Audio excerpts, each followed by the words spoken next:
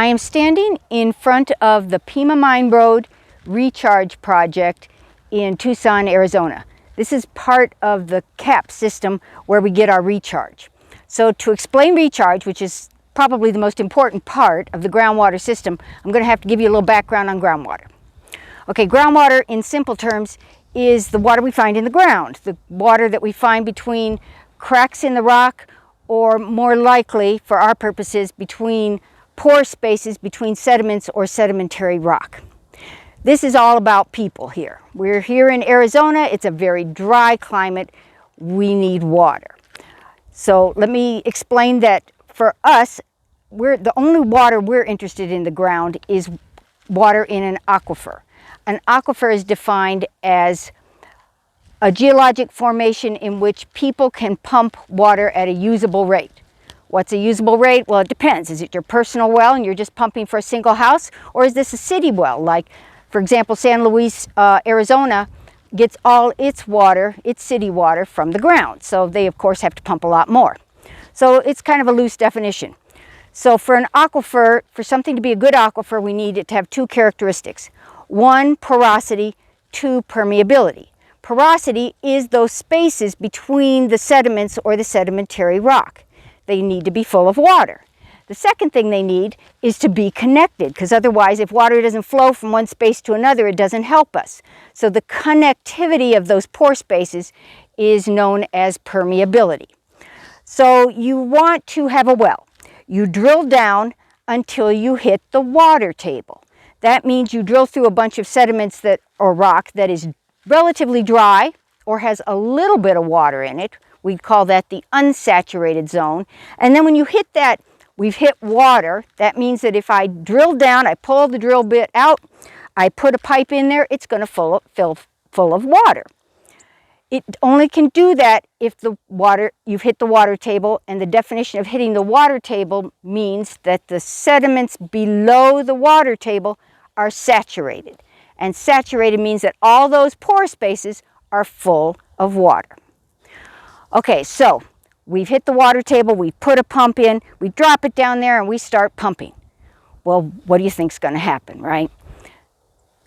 Because of the permeability and porosity, it's going to suck water into your well and up to whatever it is you want to use it for. What's that immediately going to do? It's going to pull the water table down as it's sucking in water. The sucking in water is kind of called the recharge. As long as you don't pump the well faster than it's recharging, you're doing it sustainably. If you pump it faster than it can recharge, it's not sustainable. Why not? Well, what's going to happen? Just imagine it. Out here in the desert, to hit the water table, we may have to drill down 1,000 feet. It's just an example, but it's a good example. So you've got 1,000 feet of overburden over your aquifer. You pump the pore spaces that were full of water dry and don't let it recharge and keep on pumping. What's going to happen? Those spaces are full of air now, and they've got 1,000 feet of rock and sediment on top of them. What do you think is going to happen? It's going to compact. Those spaces are going to close up. Once they're closed up, and that's called compaction of an aquifer, they will not fill back up again. You can't put water in them and they puff back up. It's all over. What you've done is destroyed the aquifer. So the only way that you can avoid that is through recharge. That's how we get to recharge. What is recharge? Recharge is putting water back into the aquifer. How does that happen? Well, the only way it can happen on this planet, precipitation. And we don't have a lot of that in the desert. The water comes down, it infiltrates through the sediments, through the unsaturated zone where it's not full of water, and maybe it'll make it down into the saturated zone. And that's what recharges an aquifer. Okay, recharge is a problem out here in the desert. We may only get a couple inches of rain a year, and as I've told you before, we're in a drought that's at this point been lasting about 20 years and is the worst we've had in about 800 years. So recharge is a problem. Fortunately, this has been a fairly wet winter for northern Arizona. The thing about recharge is the water that infiltrates into the ground and comes into your aquifer, may come from very far away. It may come from tens or hundreds of miles away. It may not come from just directly above it. So it takes a while for it to happen.